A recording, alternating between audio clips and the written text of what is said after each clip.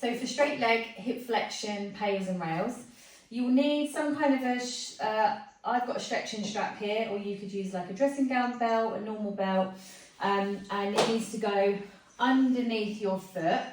If you've got a stretching strap, it comes with these loops, so I'm going to just loop one of them over my foot. So I'm going to come onto my back, take my other leg straight. I'm going to have a soft bend in the knee, so you don't want to lock that knee in. I'm going to have a soft bend, and I'm going to passively use the strap to bring my leg up into its end range of hip flexion. Now, if you feel like your lower back is starting to round, to flex as you bring that leg up, you need to take it back to where you feel more of a slightly extended lower spine, or like a neutral spine position. So when you found that end range of flexion, you're going to just hold this stretch for 2 minutes. You want to just try and relax into this stretch. Try not to let the leg move while you're relaxing. So just hold it there in that place. Relax the breathing, take some deep breaths in and out for around 90 seconds to a 2-minute hold.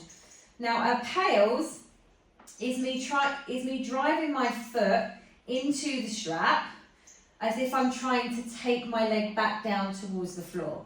So with your pails contraction of me pushing that foot into the strap, I should feel all down the back here, mainly hamstring tissue.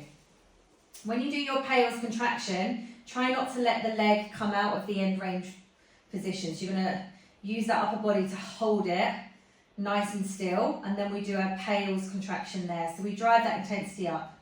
Low effort, medium effort, strong effort. Anything from kind of 6 to 10 seconds to 30 seconds. And then our rails contraction is releasing the straps, so loosening the straps, and then I'm using all of this shortened tissue on the front, all of the regressive tissue, to try and pull myself deeper into hip flexion. So I'm trying to bring my leg closer towards my chest. Now, if you are in end range, it's not really going to go anywhere.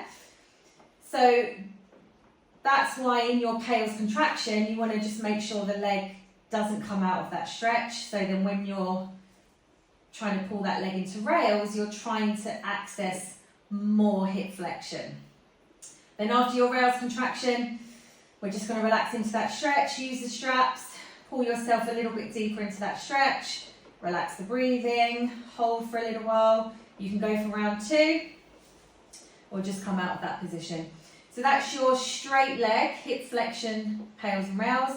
Just be mindful of that lower back. You don't want that to really go into too much rounding. Otherwise, we're just compensating here for lack of hip flexion here.